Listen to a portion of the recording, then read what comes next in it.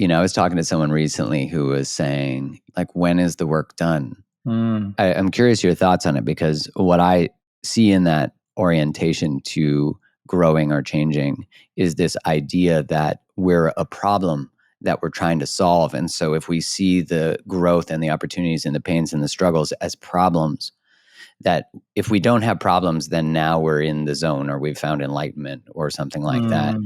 What do you think? I mean, the problems are going to keep coming. Right. Well, yeah, that ain't stopping. Yeah, that's not stopping because we don't have much control over anything other than our actions. I think it depends on how you conceptualize it, right? Because the work, right? If you're thinking about that in terms of learning, right? Thinking, intellectualizing, that's an infinite space. So that means there's infinite amount of things that you can learn. If you're talking about it in terms of building wisdom, like the type of wisdom that helps you have less tension in your mind, that helps you react, that helps you stop reacting so intensely, those are sort of habits or mental qualities that you can develop over time. And that work, it's possible to be able to know enough where you can get hurt, but you know how to process that pain.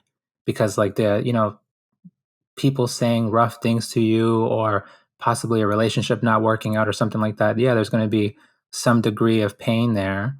But if you've been doing that deep work and you've helped resolve your past issues, past traumas, then when a new issue comes up, you know how to handle it. So like to think about it in those two different ways. To be able to build the skill set through the struggles that we have, to have the wisdom on how to act differently, to then, I think about how much life changes when we get to that state, when we integrate a new knowing from a previous pain. And then we end up creating a different story, and as opposed to repeating the patterns over and over of repeated choices.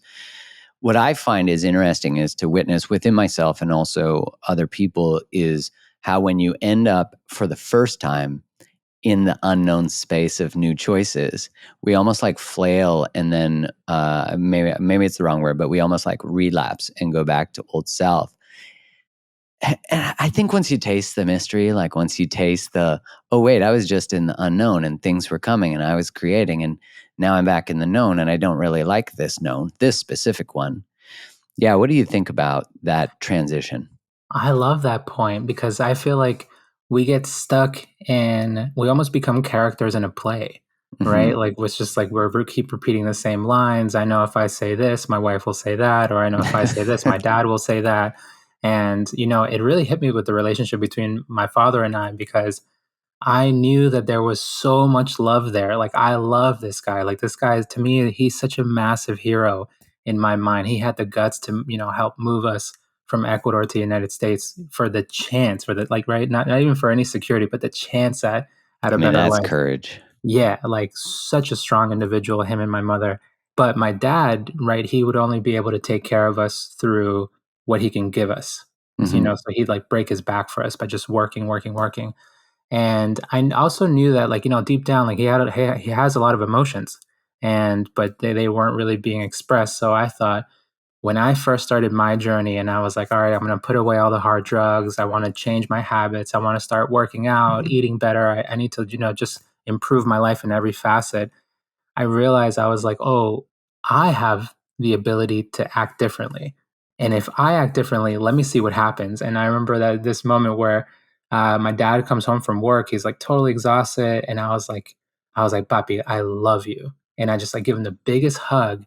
And I think like that was like a big moment, where he was like, oh, we can do this, like we can hug, Yeah. like, it's almost like you have your son back, your like little child that you used to hold and carry all the time. Mm. It's just a beautiful opportunity. And I can definitely understand what you're saying, that it can be a little awkward because you almost have so much space. You're like, oh wait, I can do whatever I want right now. Mm-hmm. And but then you learn that, like, if you put out particular emotions, you're actually like particular emotions like compassion or patience, you're actually inviting the other person to join you in that emotion. Right. We're Mm. used to that in terms of anger, right? If someone's angry, like they're inviting us into their anger and we'll happily agree.